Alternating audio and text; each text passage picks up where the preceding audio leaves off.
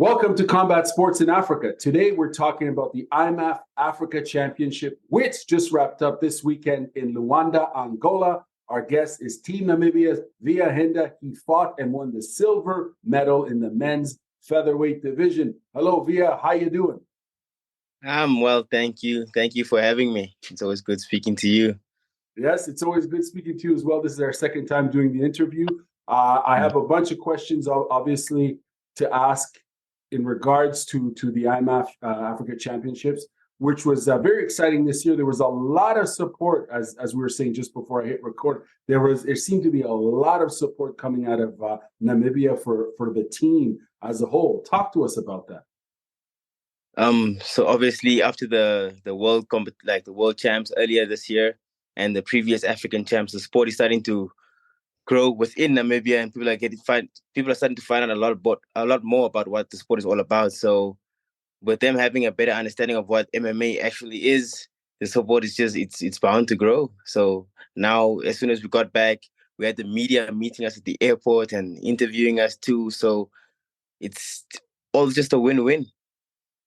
Absolutely, and it's awesome to witness it. I was watching the live stream on Facebook from as far as the matches and so on, and I could tell there was a lot of Namibian flags and a lot of fans from Namibia tuning in to support you guys. And as you're saying, it seems like this year you guys really have a lot of positive momentum, and you're generating a lot of interest from people in your country, and that's outstanding for MMA in Namibia, and I imagine for the whole of Africa. So let's dive into it.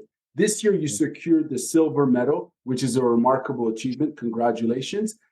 Can you share with us what this experience has meant for you personally, and what were the significant takeaways that you plan to carry forward in your career? Obviously this year's championships were held in Angola, Luanda, Angola. It was a lot different from what I was used to, or the previous African champs, which was held in the 2022 African champs, which was held in Johannesburg. There were less countries competing. There were a lot of Angolans though. And but everything, it's always a learning opportunity, if I must say. Coming into a country like Angola, Luanda, the people were very friendly to us too. The crowd wasn't against us. They were actually cheering. They just wanted to see a good competition, like good matches between the athletes. So that was very nice of everything. But I don't know. I say overall the competition went it went well. I'll say, like you said, I managed to get the silver medal, which I'm not too happy about. I just like to win. Nobody likes to lose. So I'm not too happy with coming home with silver, but it is an achievement after all. And I know already what I need to work on, and the aspects of my game where I made a few mistakes again, and my opponent was able to capitalize on, and he did a real good job in doing that. So yeah. We'll dive into that, but first, I just want to comment about all the energy and hype from the crowd in Angola and Luanda, Angola, as you mentioned, because we could hear them going nuts. There was, they were very enthusiastic. They were very hyped up, and again, it's always great to see that as fans. We're tuning in from all over the world. I'm tuning in from Ottawa, Ontario, Canada, and I could feel the energy, man. And it's always cool to feel that, even though it's virtual. It's being streamed online. I want to know, in terms of your approach, how has your approach and strategy evolved from last year, considering, that you had the experience of being a gold medalist? You went into this as the champion. How did your strategy approach, or did it not? How did your approach and strategy change? Did it not change? Well, what did you alter, or did you not alter anything at all? This time around, we didn't really change too much of my game. We obviously just worked on a little technical stuff when it comes to the wrestling and all that. But mostly we're focused on our fitness, because we took a big time off from the Worlds coming into the African Champs. So maybe that was a little mistake that we'd made from my side, from the team. But we stayed sharp. We got good 2.5 months of preparation coming into this championships, and yeah, I'll say not much has changed. No strategy really has changed. But now we know there are a lot of people that have been doing their homework on us, obviously. So absolutely, yeah. So now we know we have to do our homework before we go compete again. Because I see before we go compete again. The Worlds are coming up. There are going to be other competitions we're going to be going to. It's no more just an amateur thing where we go in there and we just try to do what we do. The level of MMA is increasing. So with that being said, homework needs to be done. You can't just go in there expecting, no, we're fit, we're ready, we're healthy. No, you need to go study your opponents or do as much research as you can and take it from there. Obviously, your opponents were researching you. They've all seen the highlight reels, the spectacular finishes and the dramatic ends to your matches. And they knew what to expect, I would imagine. And of course, I'm sure they listened to all the interviews, right? People are always trying to assess their opponents, their strengths, and things that they think they could exploit as far as in the cage and so on. Now, Team Namibia had a great presence at the championships. Can you talk about the camaraderie and synergy in the team and how it contributed to the overall performance? I asked this question because I saw a lot of social media posts and so on, primarily on Instagram, I believe, and some on Facebook, where you could see a lot of support from the team. To talk to us about that and how important that was, that team spirit. The team spirit, the energy, it's the most important, actually. If there's a rotten apple in the group, we'll always have to get rid of it. If one apple is bad, it's going to make us all go bad. But the team spirit was always high. There was a little incident that happened at the competition where I was matched up with my training partner, which affected us a lot, actually, because we've both put in the work to go and achieve gold medals, but we never knew that we'd be meeting each other in the semifinals like that. And then so that obviously affected a little bit of us, but we tried to stay positive, and because we had other training partners like Damian Muller, part of the team also, and Hervé Zhang, who competes he's from Congo, but he trains with us. So we just tried to keep the energy up, but it was a bit difficult. But the support is always good from the coach, from the teams, and from the families, knowing that this has not been an easy decision for all of us. Like, for Geraldo, and a lot of respect to him, and thank you to him for, allowing me to try and achieve the double champ status. But yeah, it has been tough, but it's part of the sport, I guess, It sure is. And if you don't mind, if I can ask a follow-up in regards to that, what was the initial reaction when that news was made that you guys were going to fight each other? And now that that's happened, what does that mean to the dynamic and the friendship and the bond? Because you are training partners, as you mentioned, and this is a sport. This is part of the game, right? If this was basketball or rugby or whatever, it'd be the practice. You know what I'm saying? Like it's part of it. It's easy for us as fans to say that, right? We can say that, but we're not in there, Monday to Sunday training, and it's a relationship, right? It's a partnership as far as training and development goes. How did you all react ultimately, and what does this mean now moving forward? So we weren't happy at first when our coach brought the news to us that we'll have to go against each other, because we realized that there are two other Angolans in the other semifinals. So we're trying to find a way, can we not just compete against an Angolan each? I'll go against one and Geraldo will go against the other. Doesn't matter who, but the fact that we have to go against each other, we're not too happy about that. And, it's difficult going against your teammates, your training partner, because all my camps, he's my main training partner. He's seen me sweat, he's seen me cut weight, he's seen me bleed, he's seen my injuries. Day in, day out, we've been there, we've been traveling together. So to go in there and have ill intentions, like, okay, I'm going to go fight Geraldo to hurt him because he's in my way. I cannot find myself to come to that. Like the night before, the previous night, I couldn't even get some rest because all I could think of was the next day, and I'm like, I'm gonna have to go against my training partner. I still have to go through this whole process, and I couldn't rest the whole time.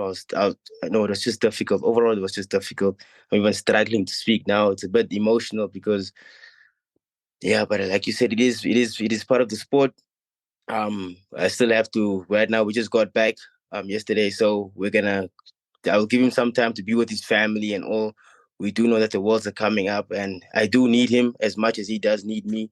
And yeah, we spoke a bit about it, after the championships. We managed to sit down, have a few drinks, with the team and just relax. So, but we're going to pick up from here, and we're just going to be bigger and better. And hopefully going into the future, we're going to avoid having two of us in the same division, Right. because, if it comes to meet beat, I feel like they're always going to try and match us up in the semifinals. And I know my team's going to do good. Namibia always does good.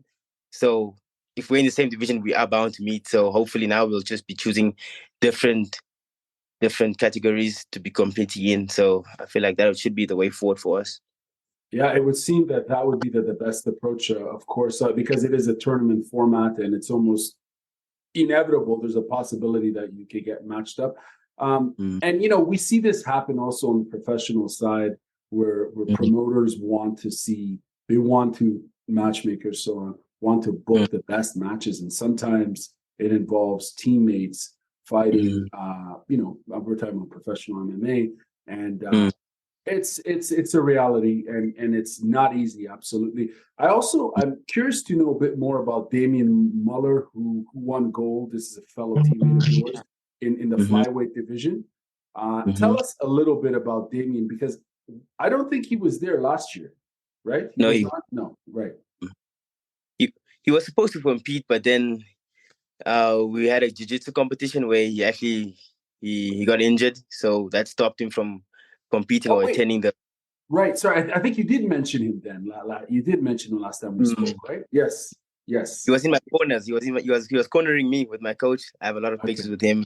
Yeah, after the matches. Right. Yeah, but he couldn't compete. But he worked. He did the camp. But sadly, whatever happened to him. So this time around, we just made sure that we're gonna try and go into this African Champs with no injuries. Everybody was good. Damien has been working. He's been motivated. He's been trying to prove a point since the 2022 African Champs already, that he is a force to be reckoned with. And I'm so happy that now people have been able to see him compete, and he's just getting better. Daily, he's just working. The next time you see him, he's going to be a lot better version of himself. And right now, he's motivated, and we've learned from me, I kind of took my foot off the gas because I thought I was good, but now you get guys that have been working really hard to get to where I am. And I'm sure that guys are going to be working really hard to get to where Damien is. So there's no time to be relaxing. Everything from now is all gas and no breaks. So, yeah. Right on. What's the reception from fans in Namibia as far as athletes who want to say, train mixed martial arts? Are you guys getting more people dropping by your gym, be it recreationalists or people crossing over from other sports? Has that happened over the last year or so? A lot. It's still happening till today. I can be walking around in town, somebody will recognize me, like, yo, I'm such a big fan. I've been really wanting to start in mixed martial arts. I'm like, yo, you should definitely come by, because I feel like they always have the wrong image of what MMA is. But then a few people have come by. They've actually made the time to come stop by and see what it's all about. But the sport it's growing. If you should see our classes now, they're full. Everybody's getting mixed martial arts. So in the next year or two, you'll be seeing a lot more amateur athletes coming out of Namibia as compared to as what was the case before. Outstanding. And if I may ask, on the media side, you mentioned that on the return back from the Africa Championship, you guys had some interviews and so on. How important is that in terms of promoting the sport within the country, doing more media interviews and so on? It's the most important. It's the only way that the nation or the people around can see what is going on with regards to mixed martial arts. That's how they educate themselves better about what is going on. And now they can see that we are doing really well with mixed martial arts, even though it's kind of new to Namibia. A lot of people like finding an interest. They're seeing, our national team is actually doing good, so it helps up with the sponsorships and all the little nitty-gritties that comes with it. But yeah, the more media we do, the better it is for us always. Absolutely. In terms of techniques and skills, what did you find the most challenging about your opponent in the finals? I'm speaking about Diogo from Angola. If we can jump right into that. What did you find the most challenging about your opponent? If you could break it down for us, for those who may not have seen the match, speak to us about it. And in terms of like techniques and skills, if you could break it down. I'll maybe just say the most challenging part about it was the strength difference that I felt. Like he was a lot more like powerful, he was like stronger than me. I had him. There's a time I had him against the cage, but I could feel I was exerting so much energy just keeping him on the cage. So I could feel like already there was our first grappling exchange. There was a big strength difference. So I knew, okay, no, I had to make a few adjustments to be able to get around his strength. But besides that, maybe his wrestling was good. He'd always like his cage work. He would try and clinch up in the middle, push it to the cage, and then try and work his way to get a takedown from there. So that was good on his side. But besides that, I feel like there was nothing else that really stood out to me that I would have to. Yeah. So right now it's just the wrestling and the strength that I just need to work on. He looked like a welterweight. Like he definitely. I mean, you're right about the size. He was huge. Like I don't know. He looked to me more like a welterweight, and he looked physically strong. How much homework did you do on him? How much did you know about the Angolan team in general? And have you crossed paths with this individual before, maybe in a training camp or so on? No, I haven't crossed paths with him at all. But after the fight, he told me that he was the biggest fan of me. He's been following me. Yes, so I didn't know who he was at all. So he came up to me, he's like, "Yo, I'm a big fan. I've been following you and the work that you've done. I like your style. All this." I was like, "Whoa, okay." Wow. Yeah. Cool. So I didn't know he even follows me on Instagram, but I didn't even know that. So I didn't know who he was. I just go up on the day and find out that I'm fighting against him. So I'm like, okay, cool. It's not a problem for me. But yeah, I feel like obviously if we start going professional, it's gonna be a bit different. You'll be able to study your opponents. Right now, I do not know. And many of the guys are amateurs, they're coming up for the very first time. Right. Their fights haven't been streamed. So it's difficult to even get any footage or anything on the athletes. So it's a bit difficult right now. And it's the other way for me because all my videos and stuff, it's all over the internet. If you want to see anything of me, Absolutely, yeah. it's accessible. So, as I mentioned from the top, there's some really incredible highlight reels that make quite a statement. The head kick, the submissions, and all that. And it's one of the realities, right? When you're known versus someone who might be unknown as far as their digital footprint or whatever you want to call it on social media, the internet, and so on. I'm curious to know if this guy is probably a former. He was on the national wrestling team for Angola, or maybe the judo team or something. Because his takedowns, I mean, I don't know. I'm just speculating. I'll have to look into it. But you're absolutely right. And his main thing was his wrestling, his ability to take you down, his opponent down, and he was very physically strong. And I would read some of the comments on the Facebook stream during the match, and some people were, your fans were basically like, he's not, this guy's not doing anything. He's just, he's taking him down and he's holding on and he's buying time. And I think that was the strategy, because if anyone knows or has seen you fight, they definitely don't want to be standing with you as far as striking, right? Because they might get KO'd.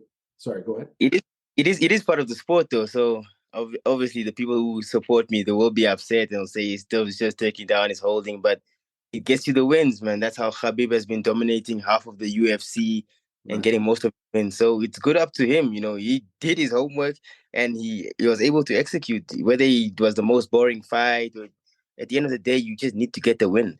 You need to get that goal. So, yeah, it was good.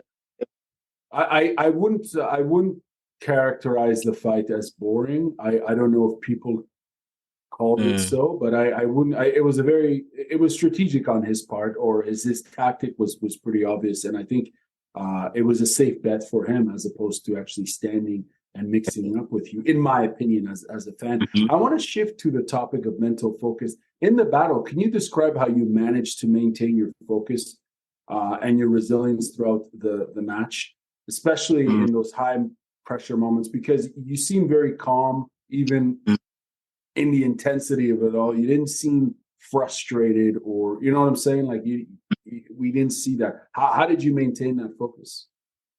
I feel like it just comes with competing. The more that I compete, the better I'm able to keep my composure in there. the more I'm gonna be used to the pressure and the stress and all that comes with it.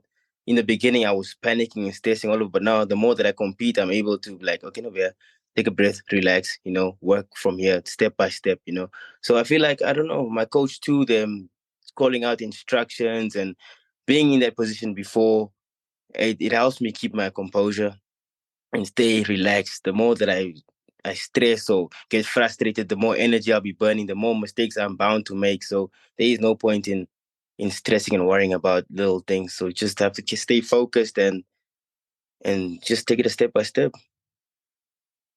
In earlier on in our interview, you mentioned that you guys had a 2-month training camp in the lead up to this championship.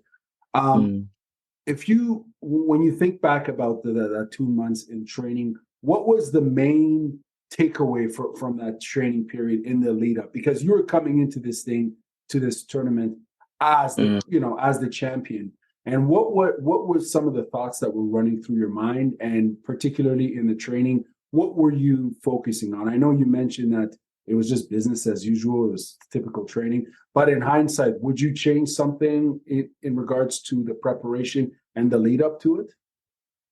Not really. We're just, doing what we always do, because the strategy has been good. We've been winning. We've been doing really good. So we cannot change something that is not working. As long as it's working, we're like, okay, no, this is working for us. We're gonna stick to it, and we're gonna keep going with it. So we did 2.5 months. We're bringing some boxers, and because we saw a few clips of a few athletes, and there were a lot of like stand up and just wanting to brawl and throw hands. So we brought in a few Namibian boxers, to come work with us. So we did a few sparring sessions with them. So that was good. But I see the game plan was completely different. We know that we need to bring in probably a lot more wrestlers into the camp and work wrestling, because even when I look back at the Worlds, the same thing was happening in a lot of the matches. There was just a lot more wrestling. People don't really want to stand up and exchange and trade and show the skill of boxing or of striking, So now we know if going forward, a lot more wrestling is going to be done. It's really cool that you guys are collaborating with the boxing community. You're bringing in boxers, and now you mentioned that you're bringing in wrestlers. You plan on bringing in wrestlers. I think that's outstanding. Curious to know, in terms of moments in the fight, if you don't mind, let's go back to that match with Diego for the gold.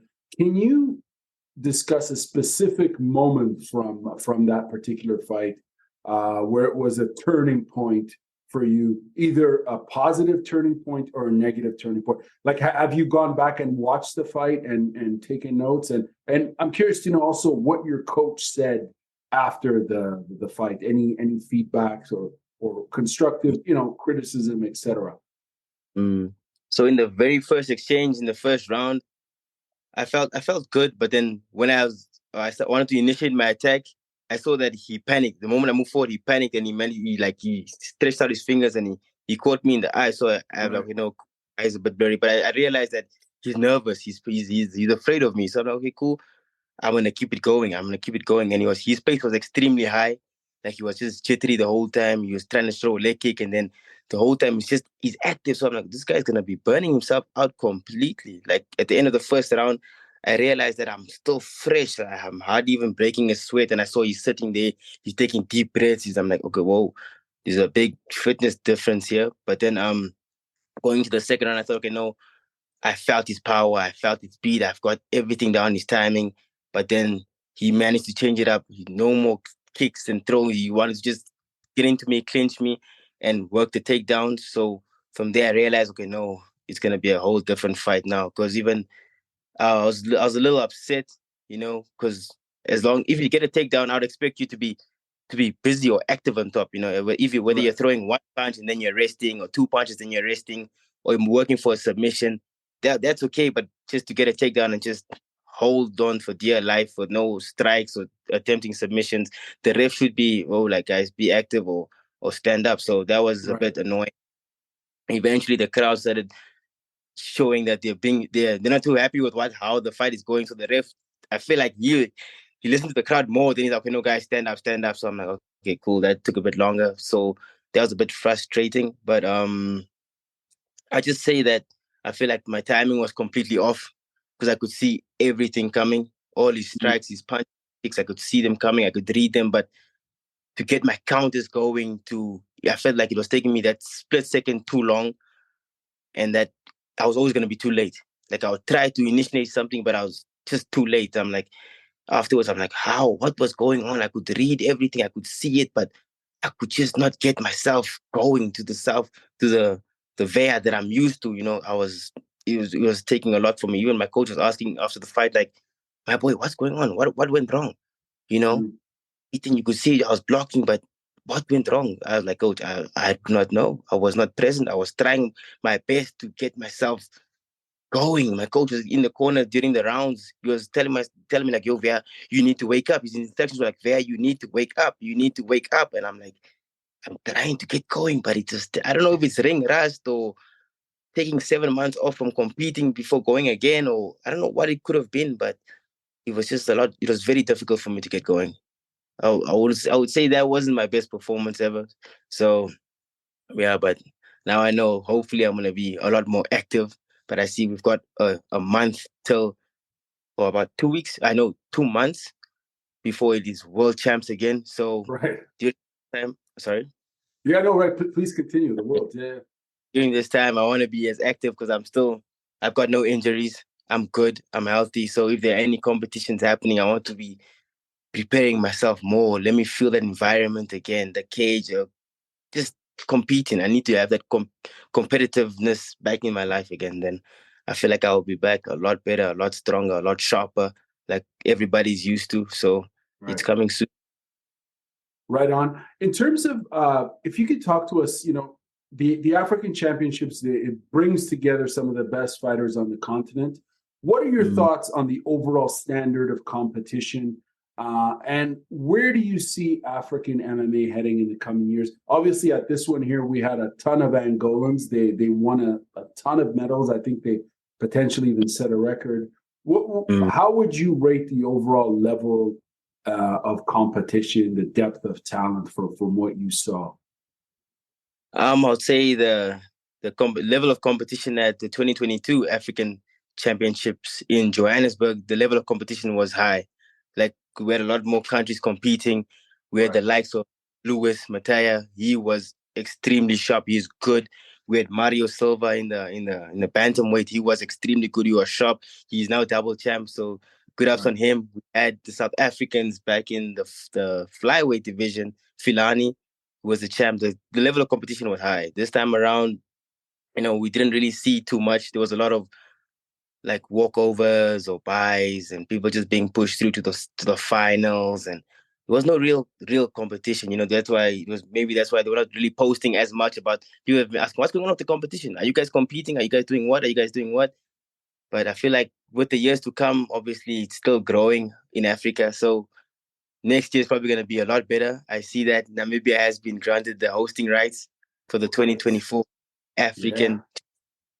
So we're going to learn. We've been to Angola, we've been to Johannesburg. We see how more or less it should be. So I feel like it's going to be a lot bigger, a lot better next year. Outstanding. Quick follow-up about the Namibian MMA scene. Will there be like a national or regional level MMA tournaments, or is that something that is in the works potentially? Yeah, they should be, definitely, because now there are a lot more people wanting to compete or do MMA. So the athletes are growing in numbers, and we can only have 2 athletes per division. So at this point, we can only choose the best. So I'm sure there's gonna be a national competition or some sort to choose the athletes correctly, or who should be representing Namibia, who is the better athlete at the time, and then choose them. So I'm sure it should happen. Yeah. Right on. In the lead up now, of course, all eyes are on the IMMAF Worlds, and it's going to be exciting. As you mentioned, you're healthy, you're ready to go. You've qualified. You intend on being there. What about your teammates? Are they also keeping an eye on the IMMAF Worlds? Is that the intent? All three of y'all are going to be there? Yeah, I think there might even be a bit more, but I'm not too sure yet. But everybody's focused. The moment we landed, we took a day off. We spent time with the family. Yesterday, we met up at the gym already. We're saying, guys, we've got 8 weeks for 8 weeks. If you've got little injuries, go baby them, go see the doctor, go do your checkups. But besides that, coach already wants us in the gym now, today, tomorrow, every day. We're going to be working again leading up to the World. So their minds are ready. Everybody's feeling good. Everybody has a point to prove. So I feel like we're feeling good. And yeah, you should see a good team there at the World. Right on. How do you think you guys are going to deal now with all the pressure and I guess somewhat of expectations from with all the support that you have now in the country, for people tuning in and just all the interest you've generated? How are you guys going to handle the pressure that comes with expectation, right? In sports, I mean, I'm sure you see that in rugby and in other sports, right? Teams have, they got to represent. So how are y'all going to deal with all that? Everybody always has their own expectations, as long as we go out there and we do our best, our level best, and leave it all in the cage, then it doesn't really matter what the people expect or think of us. As long as you're okay, you've put in the work, you've gone to go try your best and do your best, nothing else should matter at the time, because there's always going to be pressure. Like for me personally, I don't really feel the pressure as much anymore. I feel like it's good for me. A bit of the spotlight is diverting off of me, so I get to be in the shadows again and work myself until I'm good and ready to get going, to show the people again that I'm still here. But now the fact that I'm in the shadows a bit, it's going to do me very good. So I'm happy. I want all the pressure. It makes you perform better. The fact that people expecting something of you, it makes you want to work harder because people believe in you. So I got, not just for me, I've got a whole nation that believes that we can do good. So that's an extra boost. When you're tired, you're like, no, I need to get up at 5:00. Why? Because I believe in myself. People believe in me, and I've got to do it. I just have to do it. So yeah, it's good. I love it, man. I love it. As a fan, I think it's awesome. Last question for you. The Worlds are in 8 weeks or so. I think you mentioned it already in terms of what you intend to work on. But if you don't mind just elaborating, on what your plan is in the lead up as far as training and overall approach to representing at the Worlds, because you competed, but you're healthy, so you're still good to go. 8 weeks is going to go by like this. Well, what are you going to focus on? I'm going to be focusing a lot on my wrestling. Personally, I'm going to be focusing a bit of everything, but a little bit more on my wrestling. The mistakes that I just made, because that's my last performance, I need to work on that, not the ones before. So right now, I know a lot more wrestling, a lot more cage work, a lot more strength and conditioning too, So I don't know. And my diet, maybe, who knows? Maybe I'm going to go down to, because I walk around 63 kilograms, maybe I can just drop 2 kilograms, go down to bantamweight, So there's a lot of things that are going to come into consideration now. So to avoid two athletes being in the same division too. So, but I'll say my fitness is looking good. Going to keep that up. My wrestling, my striking, just going to stay sharp. But I feel like the Worlds, this should be my best performance this time around. I should be giving it all. I've felt everything that I had to feel. I know what I need to work on. And then from next year, okay, we'll get there. But for now, I know what I need to work on. Well, all the best with that. And I also obviously want to say congratulations, of course, because you made the podium. You got that silver medal. You've got a collection of medals now. You've got the gold. Now you've got, you know what I'm saying? You've got the silver. So all the best to you and the team in the lead up to the IMMAF Worlds. You better believe that I'll be watching, and many of us will be watching and cheering along. Thank you very much for your time, my friend. Have a wonderful day. Thank you. Thank you for having me.